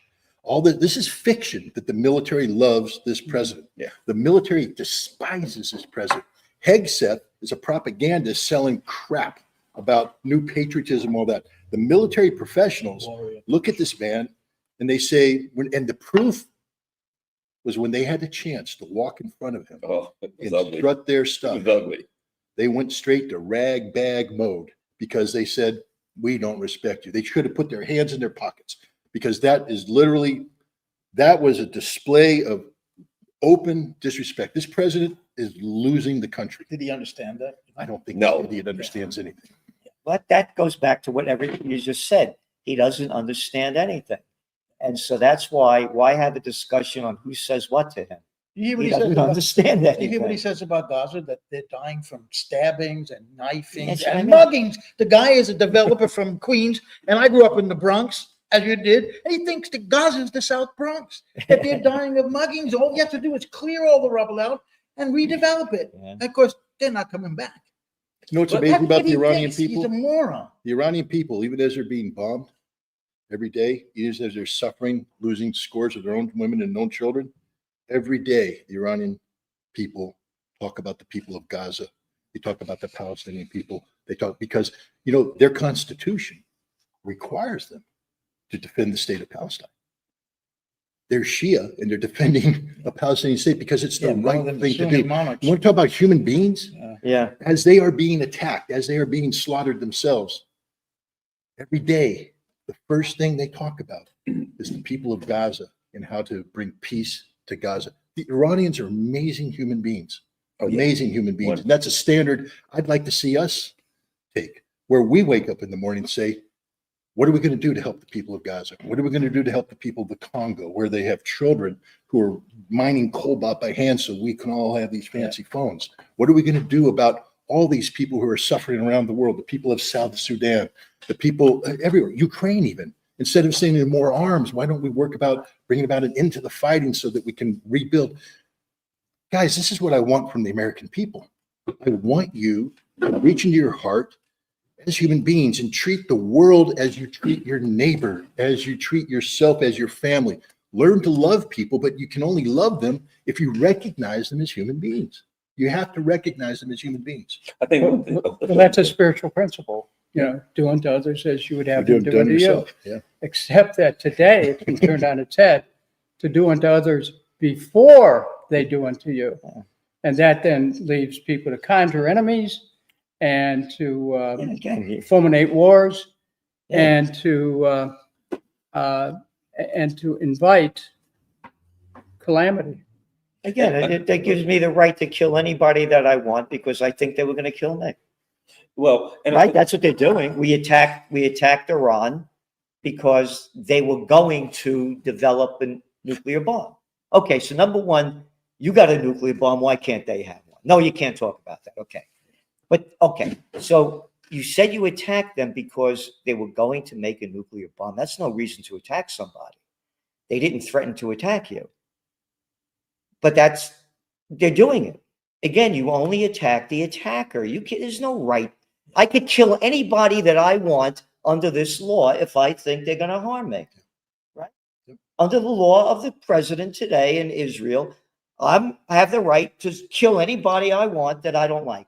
You don't even need evidence. That's right. I You know believe in nothing. your heart. But you know But what's if it's just good enough for them, then it's good enough for everybody to just do a it. quick fact. All the right wing right now is saying, of course we have to go to war against Iran because don't you hear them chant death to America? Death to America. Let me educate you on death to I America. don't think all the right wing is saying that now. No, but but some of them- No, I'm just saying it's not all now. But It's a lot changing. of people are. But let me educate you about this. 1979, when the Shah fell, the Iranian people woke up to the crimes that he had committed against them. Savak, their intelligence service, the torture, the murder. And it was done at the behest of the CIA. They captured the embassy and they took the documents out and they read the crimes. That's why they started saying death to America. America, the concept of a nation supporting a Shah who was torturing the people. I've been to Iran. And I can tell you right now, not a single Iranian said death to America to my face. They all shook my hand and said, why are you here? God bless you for being here. We love that you're here. Thank you for being here. Thank you for having enough courage and humanity to come and talk to us. I said, well, what about death to America? And they said, you don't understand it. It's not death to you. It's not even death to your government. It's a slogan that is reflective of a period of time where we were frustrated with America, where you had done horrible things to us. They want peace with America. Right. And what most people, most Americans need to understand is that in the 50s, America overthrew the government of Iran. They had an elected president by the name of Mohammad Mossadegh, and the U.S. overthrew him. And then the Shah came in, and then, the Ayatollahs came in. The U.S. set that in motion. And so now what we're saying, check this out, based on what, my friend Lindsey Graham said, he's saying, we'll get rid of the Ayatollahs and we're going to, and they'll have a democratic government. Well, they already had that. They had it, and we overturned That it. was 1776 in reverse. Overthrow a democracy to put a king back on the throne. Exactly. It's That's the book. extraordinary. Yeah, It's How could this be? but this is the way of empire. And America's spreading democracy around the world. That's Yeah. a perfect example. Salvador, Chile. Yeah, yeah. Allende. Allende, Salvador Allende, Yeah, another one. Nixon- Spreading democracy. Nixon authorized But that. they get away with these Dino lies. Che. Hey, The media helps remember the book insulate them. Was a Racket? Yeah. By Smedley Butler? Smedley Butler. This shit's been It's going all on there forever. already. That's Yeah. right. There's a book about So anyway, talk about the Iranian conflict. This is one of my books, Trend Tracking, Far Better Than Megatrends. I told you how I started tracking trends during the Iranian crisis of 1979. and I'll use that as a simple model. That's how I became a trend forecaster. Just what you were saying. The Iranian crisis broke out. They taught us to hate the Iranians. And again, about the American people or anybody else, how many people ever heard of Mossadegh? Got overthrown in 1953 because he had the gall to say that oil, it's not Anglo-Iranian oil, better known today as BP. It's not ExxonMobil, better known today, or Standard Oil, better known today as ExxonMobil. It's the oil of the Iranian people. No, it's not. That's right. And the CIA and the MI6 overthrew Mossadegh. So when the revolution happened, like Killed you said, him. killed him. I don't think they No. killed Mossadegh. No, They didn't kill Mossadegh. he died in prison, but they didn't kill They him. didn't kill him. They killed they killed tens of thousands of people, and they brought in the Savak, the secret police, They killed that made the SS Allende, look they good. killed Oh, that's what I was Lumumba. thinking, Yeah, Allende. Yeah, but I'm just saying, when I'm going back, Scott, to mention this also, just like the people had no idea of when you talked to, nobody knew about Mossadegh. Nobody. I mean, when I say nobody, maybe 5% of the American public, 10%, maybe You know, 15. one day I was at the UN stakeout, security on stakeout, John Bolton, who was the ambassador at the time. I asked him, if that didn't happen in 1953, if the US hadn't overthrown that, would we have 1979? Would you be standing here saying we have to put sanctions on the Iranian nuclear program? And he said, that's a question takes a long time to talk about. Can't answer it right here. I said, thank you. Because very he hasn't much." answered it yet. And for those out there, Never would. It's So starting- I you would have must said, ask- you piece of shit. Ah. Yeah, all yours. You know, I've been with right-wing Republican diplomats at the UN, but and usually they could be decent people. Oh, he's an arrogant. That muffin. guy Oh, yeah, is he's bad. a piece of garbage. An arrogant As well as muffin. being a right-wing lunatic. And again, these arrogant guys couldn't fight their way out of a paper bag. That's the whole other thing about it. Can you imagine Lindsey Graham? Oh, Can you imagine a little clown boy in a fight? wearing a dress? No, what did you say? Oh, I'm sorry. and for people who want to know about, particularly about the overthrow of Mohammed Mossadegh, there's a book called All the Shah's Men that Wow. tells everything about that, and you can understand exactly what happened then. And you know, I think something else that we have to take into account here, and that is, the truth is, we could talk about Trump, but the inertia was there. We were always going to end up here. Yep. We had a guy who soiled himself daily, and I don't really think he knew where he was for the last 4 years as president.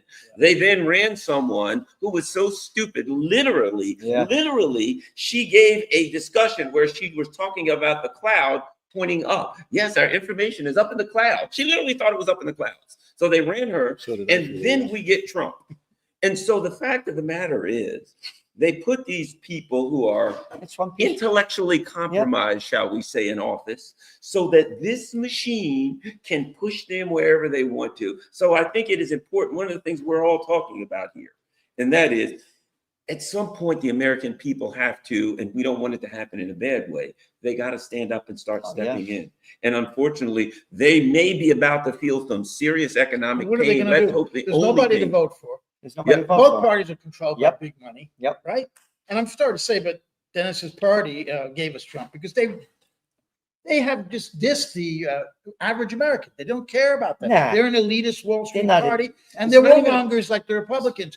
It's not even a party anymore. Yeah. It's a money Trump laundering You operation. got it. Trump Perfectly said. fooled, yeah, Perfectly said. he fooled the people that he was the champion of the working man. They were Yep, desperate. that's like you right. said, and he won. You know, but you So you tell raised- me, Dennis, you've been in Congress a long time. Is there any power? You know, there are people out there that think there's another power out there that's behind, making all these Behind decisions. the throne, yeah. What's your take? Well, I mean, there are lobbies. AIPAC's a lobby. Well, They're yeah. influential with individual members of Congress, not necessarily Congress as a whole. We need to remember that a year ago, when Netanyahu appeared before the Congress, he got over 50 standing ovations. Yep. I mean, those standing ovations echoed around the world, and they're echoing right now. Are there Is there a hidden forces- force? Is there a hidden force people think there's well, a hidden force? you know behind what? the Bilderbergs. Oh, deep Look, state. look, You're trying to get we at. can, is there a deep state? The deep state, as I've this? Yeah, always, that's it. Yeah. as I've always understood it, it's the lifers inside the government. It's the people in the think tanks. It's the people who have a vested interest in war with one country against another. I mean, they've been around a long time, and it's just a fact of human nature. There's always going to be people. There's always going to be a dynamic tension between light and darkness, between war and peace, between prosperity and poverty. Those forces are always at work. The question is, what side do you stand on? What do you stand for? And in Congress, there are forces behind the scene, but elected members, this is what I've experienced, which is really surprising. It is mind-blowing how often members of Congress, who are supposed to represent, in some cases, they represent about 800,000 people, think they're powerless to change things. It's really the paradox of leadership, that you become a leader by virtue of your election, and you don't feel you can do anything about it. So people are silent. They're afraid to speak out. They're afraid to lose their office, for sure, because once you're in it, it's a good gig. But this is why the American people cannot leave the government to its own designs. That people must be involved, on not just on the level of their votes. We need an active citizenry to save this country, because without that, the people who are running it from different places are simply about their own narrow needs and forget everybody else. And that's why we need a third party. Well, More at than least, ever. or third, fourth, fifth. Yeah. I'd be happy with a second at this point. Yeah, hello. Ba-doom. Yeah, I'd like to see Judge Napolitano run for president. That's He's a good man. Yeah. I want to bring an element up about wars generally and about American society specifically. I've always wondered, about the connection between the violence the official violence, that state violence that we visit on other countries, and the violence at home. And in this society where, on this machine, we can track things going on all around the world. Track you going around. They can track you. Hello. Ever tell you how much I love to see you? So anyhow, we don't really give enough credit to the fact that violence that occurs in our country is potentiated by the consciousness that's created by the violence that we visit in other places around the world. You can't tell me that this pulverization, this annihilation of the people of Gaza doesn't have an effect on people elsewhere, in a sense that it licenses brutality to other people, and it licenses an horrific type of response, of aggression.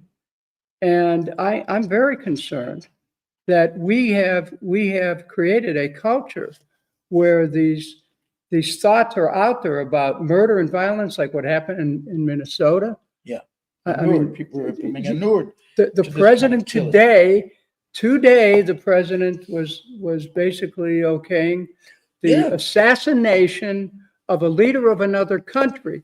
What's the difference in terms of human consciousness between doing that and some guy walking up to a door and shooting, a representative? I mean, we have to realize that our thoughts, our words matter. They have impact. They make things happen in the physical world. What we think makes things happen. What we say makes things happen, and they drive deeds. And there isn't enough awareness of that people have to be conscious of the effect on consciousness of what we say. And that's why even invoking the possibility of a war sets into motion forces that could go beyond our control and likely will. It's got so what happened to that prohibition against the government assassinations that Gerald Ford signed after the Church Committee? Is it still in force? No, we assassinated, No, but it's still in the books. That's a law. of course it is, but Yeah. nobody Yeah, they don't enforces care it. about Okay, that's what I was Qasem asking. It Soleimani never was repealed, assassinated. Yeah. The president of the United States just talked about assassinating Khamenei. Here's what he said. Here's what Trump said. We know exactly where the so-called, quote, supreme leader is hiding. Oh, He is an easy target, but is safe there. We are not going to take him out and kill, at least not for now. Let me say something, and I think. I mean, this is a criminal act right there. Literally, It is. It is a Yeah, criminal. and this is Yeah. important for this 100%.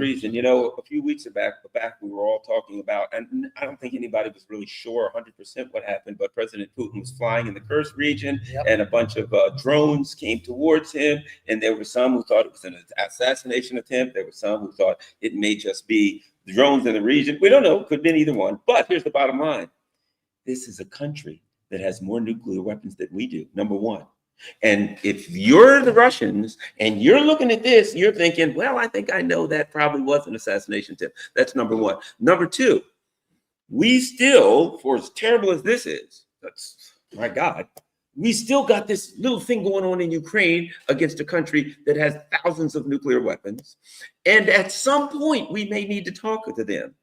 But what our president just did, and his people around him just did, is perfidy.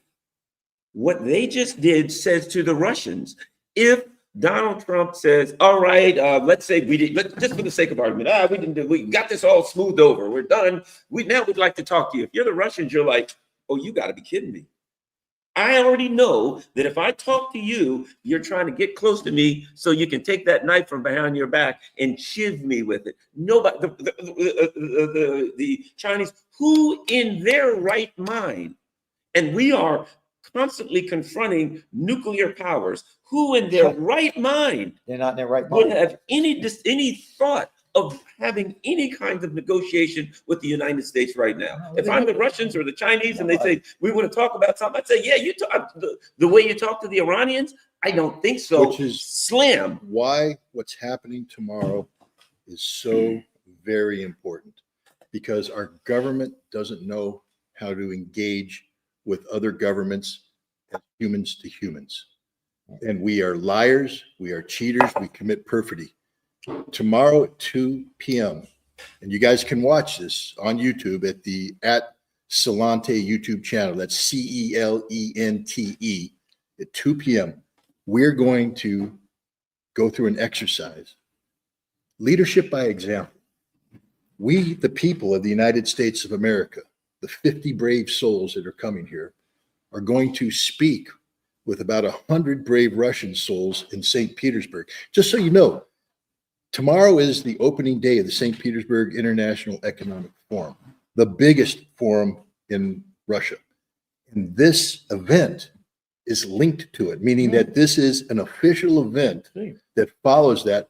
Everybody in Russia is going to be watching Wow. this. Wow. So we have a That's a big chance. deal, that- It's a huge deal. We have a chance to show the Russian people that the Americans are human beings, that we can be talked to rationally, and we are capable of rational thought. That's the only chance we have, Garland, because if the Russian people, all they have as an example is Donald Trump or other American officials who lie, cheat, and steal, they'll never trust us.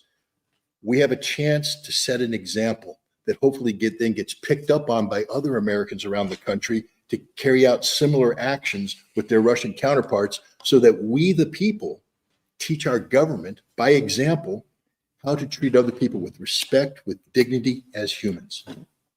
We need, again, like Dennis has done it, and I do it, and you do it. I launched Occupy Peace over a decade ago. Where are the peace movements now? You mentioned about the people, the King protests last week. I went over there. They had several thousand people over here in Kingston against the King. And then one person was holding up a sign, Trump got draft deferments. He shouldn't be running our military. Yeah.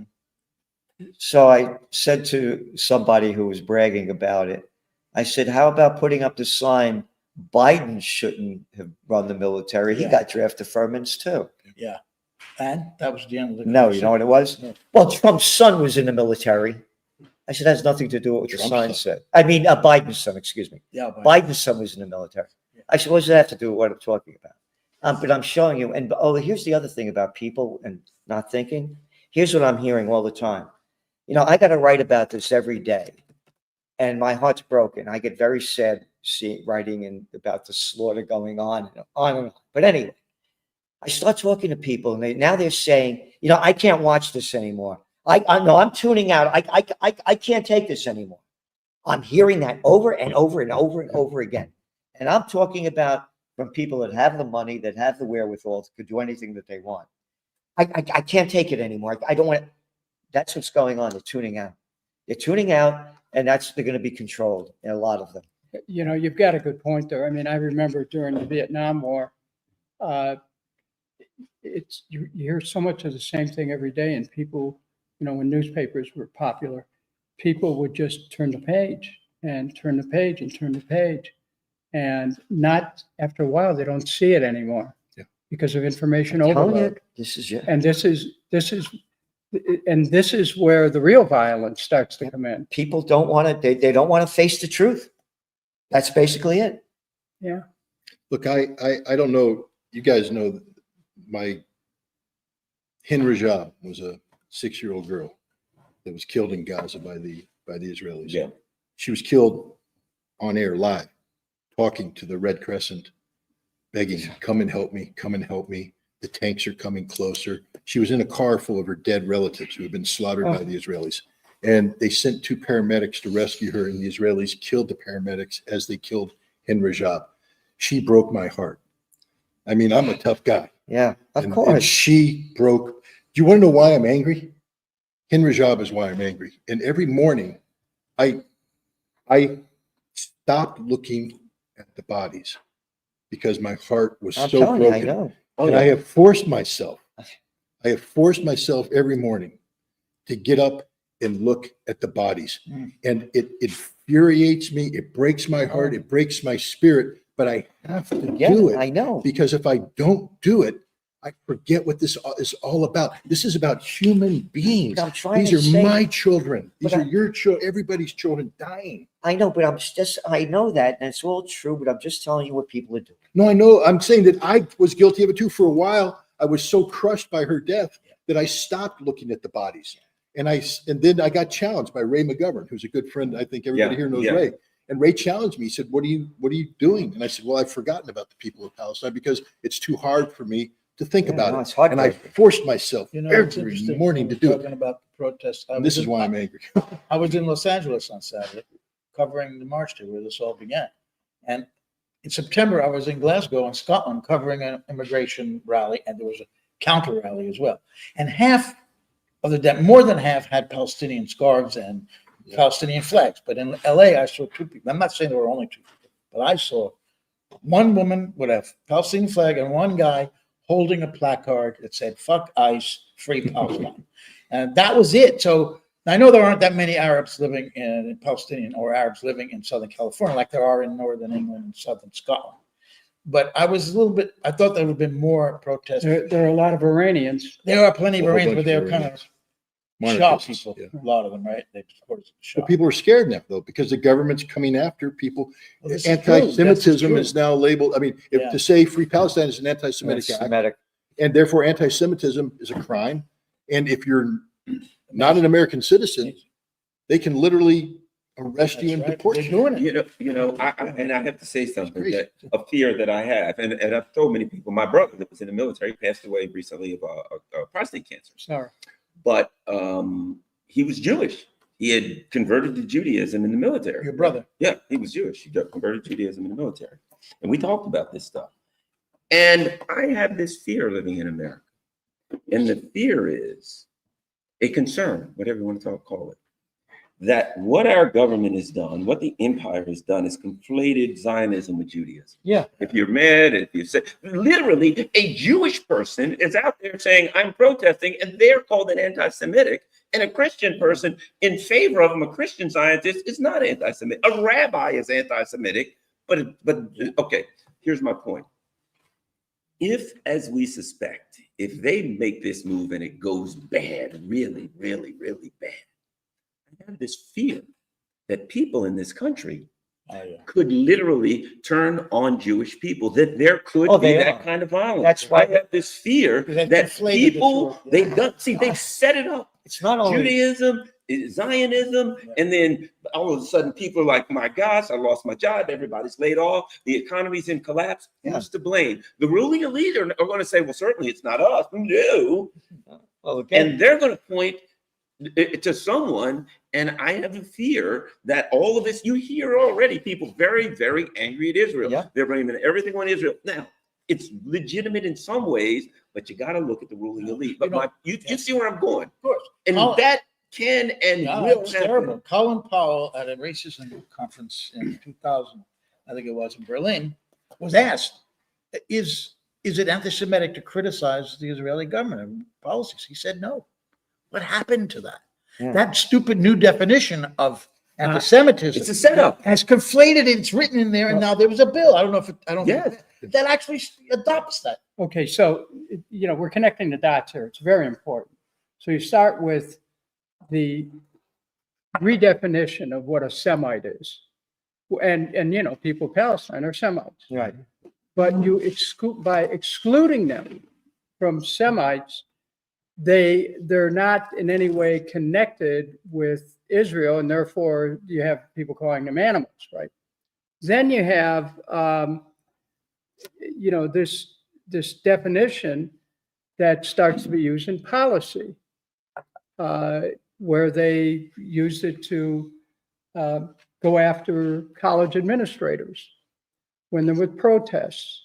And they sanctioned administrators. They chased some college presidents of some pretty important colleges out, put the fear of God into them, intimidated them into, deer in the headlights testimony before Congress, went after student protesters, changing rules in college to threaten expulsion, to threaten, loss of their diploma or whatever. And saying they won't get a job at any law firm after they get their degree. Okay, so let's look at that, and that's part of the path of where we are right now. You got it. Yes. Well said. Because it was an attempt Yep.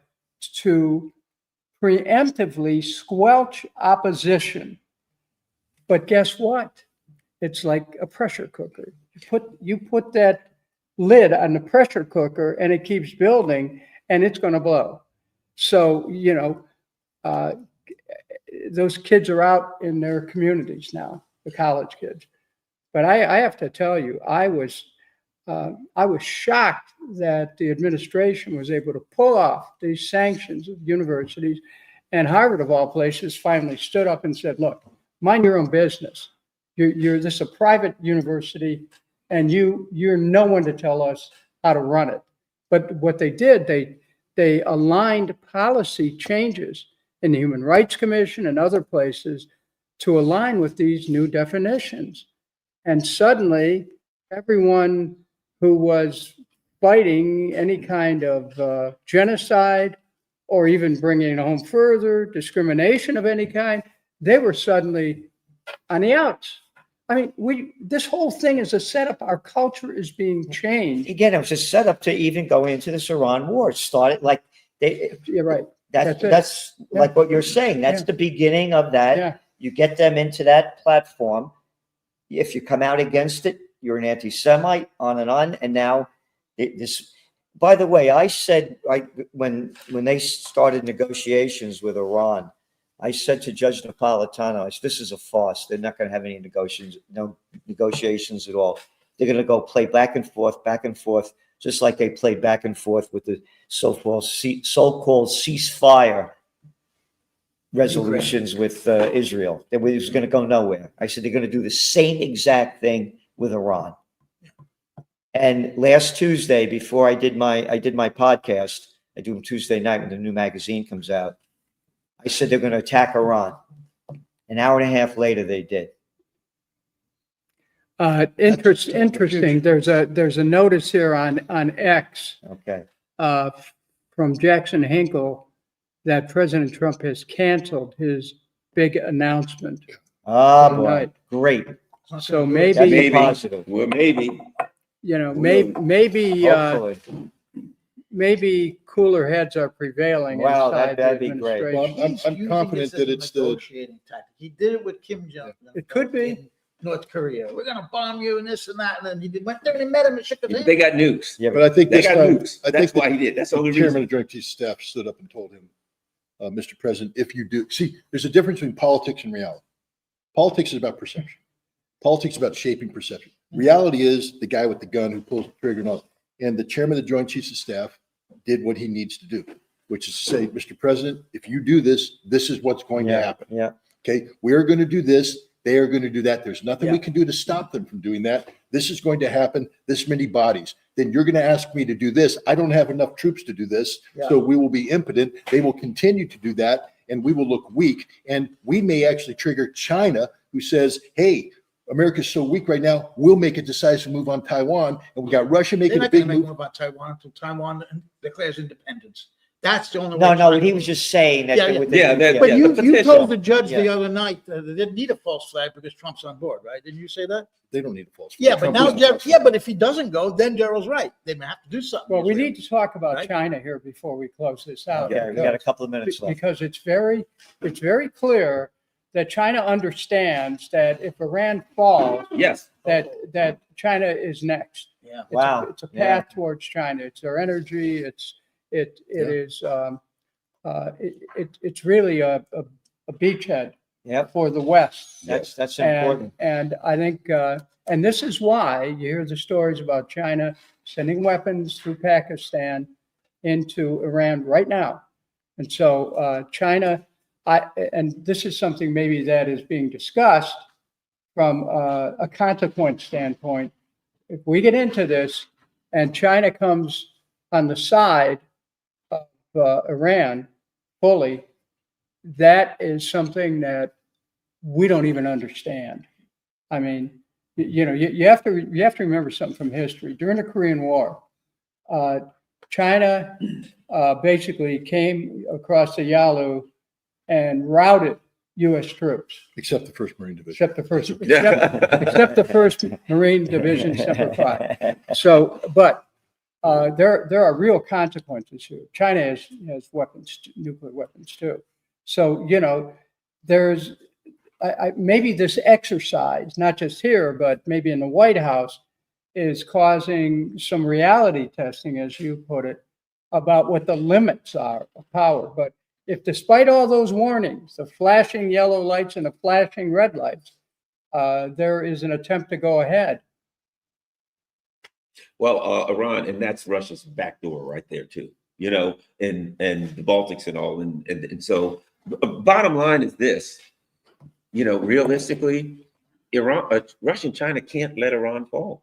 No, it's They it's can't essentially let the it fall. BRICS. And if it gets to a certain point, they would have to act. They cannot allow that to happen. And they will not allow it to happen. The North-South Economic Corridor is an essential part of Russia's domestic economic strategy going forward. China just sent a train, the new Silk Road from Western China to Tehran. That's an essential element.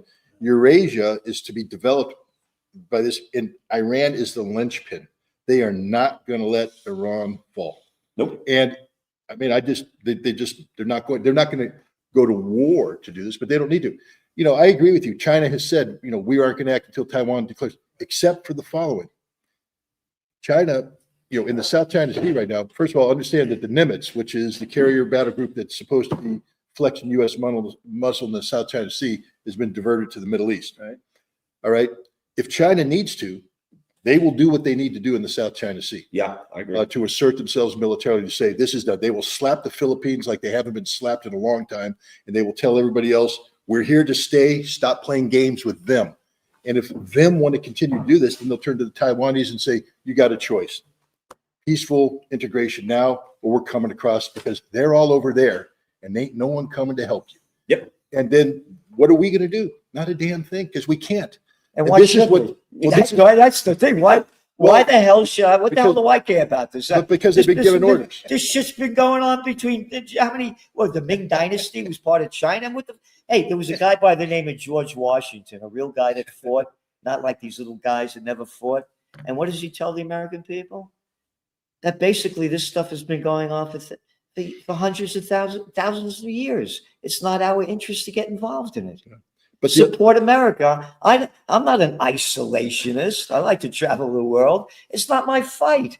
I'm not going to solve this problem. This crap's been going on for thousands of years. but the other thing the Chinese can do is sanction the hell out of us. But I'm just saying, why should we even be involved Well, in they this? can just, they can just say, we're I'm not just saying, selling but why anything. should we get They can involved? just It's say, not well, No, that no, it's happening. but I agree with Okay, you, we're not but selling we're anything. involved because Yeah, if we- a national security strategy of the United States promulgated by the Department of Defense at the direction of the President of the United States, approved by Congress, said Yeah. that's our job. It's Until not, we yeah, change that's that what I'm saying. paper, That's the bullshit. Well, but you can't change math. And the math is China has over 2 million soldiers, a standing army of over Yeah. 2 million. We have 1.3. You throw in the reserves, it goes more, but it will take 2 million to invade Iran. I mean, the math doesn't work here in any way. I'll give you another None math. of it. Yeah. Give you another math. Iran has 10,000 missiles, and they're busting Israel like it's never. Tonight, Israel just got slaughtered. What I is, just want to say what's that. anything new about the? Trump said he's not going to talk, but Israel's getting No, no, see slaughtered. what's going on with But- Israel. Anything? But Yeah, look, go ahead. Yeah. China what has analysis or something 50 to 100,000 missiles. times Israel. We don't have enough missile defense. Taiwan will be wiped off the face of the earth with a sustained ballistic missile barrage that we can't defend against. This is math. Yeah, before we go, I just Okay. want to, I just want to, do kind of a buzzer shot here. We need to have compassion for the people of Israel because they're being put in a position by the Zionism that they're pitted against the world and they could be destroyed. I Oh, mean, yeah. won't let there's a them lot of loss of They lives won't let them leave. based on a particular type of government which believes in ethnic cleansing and genocide and living space or whatever Yeah. you want to call it. Yeah. And so, That's ironic. Even strong. I Thank think you. It's You ironic. got it. But you know what? Israel is not a monolith. Yes, there is unfortunately a consensus about Gaza, but there's not a consensus about the government in Israel Yeah. by any means. No. So, I just want to say that, we have to have some compassion here for the people in Israel because they're getting hit Yeah. right now as a result of their government's arrogance. Yep. And their perfidy. And we've got to remember, I think they just slaughtered another 60, they used bait, like another 60 Palestinians. Every day They put food out, and and then when they come to get the food, they slaughtered 60 and wounded 300. They just put bait out, come get the food by some group, some humanitarian organization that's literally run by the Mossad. It's clear what they're doing. And that's the other part of it.